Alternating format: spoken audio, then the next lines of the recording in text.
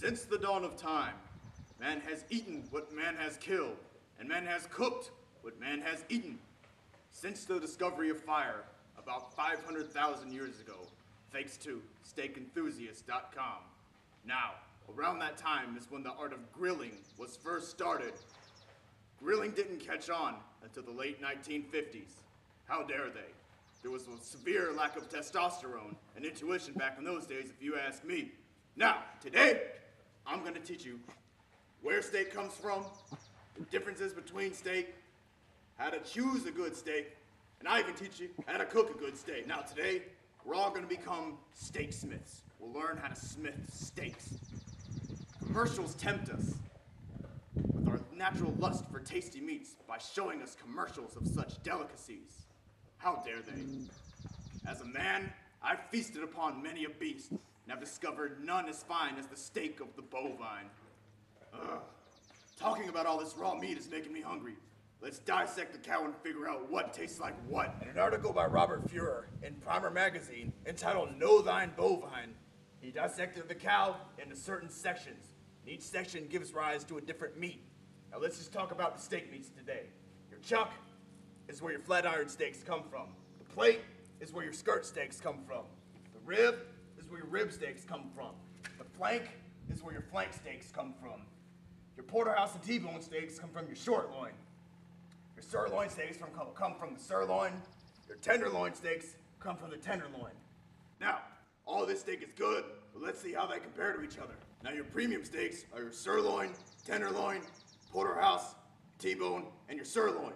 Your less tender steaks are your flat iron steaks, your skirt steaks, and your flank steaks. Now, generally, your premium steaks are going to be more tender, but at a higher price. Your less tender steaks are less tender, but that doesn't mean we can't get them up to the same caliber. Now, there are also 3 grades of meat by the USDA.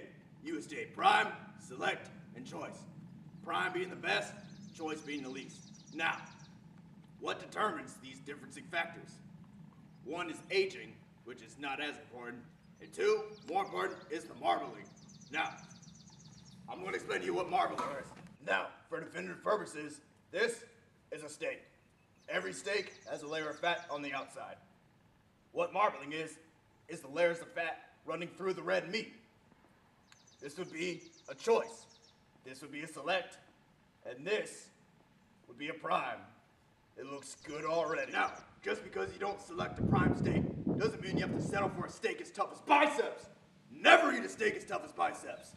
So, to avoid this catastrophe, let's learn how to pick a good steak. Buying the best grade is a good start. Prime, select, or choice, in that order. Now, if you can't, it's all right. We'll learn how to smith a good steak, no matter what grade it is. If possible, buy directly from the butcher's counter, as opposed to packaged meat. I have my butcher on speed dial. Why don't you? The texture of the meat should be fine and firm to the touch. The color should be a light cherry red, not too dark. And for the love of all that is mighty, don't buy gray meat! Punch your butcher in the face if you see it. Now, avoid meat that is fresh. Meat naturally ages dry to let the flavor soak into that delicious steak. Avoid meat that is straight from the calf. Although it's tempting, let it age a little bit and let the flavor set in. Next, select the marbling. It may be labeled select, but it may have as much marbling as a prime. And third, if your meat is packaged, make sure there's not an excessive amount of moisture inside. That's bad. Slap your butcher in the face if you see it. You can thank these 10 commandments of steak selection to reluctantgourmet.com. Thanks, Reluctant Gourmet. All right, now that we know how to choose a steak, time for my favorite part. Let's go get that steak.